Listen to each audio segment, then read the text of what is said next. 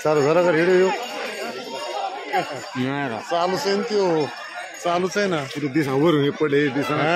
चालू आहे काय याला आला बाकी झालं वाटतं का त्याला दम्मा हलवा लागत नसते त्याच्यातून असं शांत धरावं लागत असते तू लक लक लक लक करायला असते कसं येईल ते व्हिडिओ युट्यूबला घेत बी नाही त्यो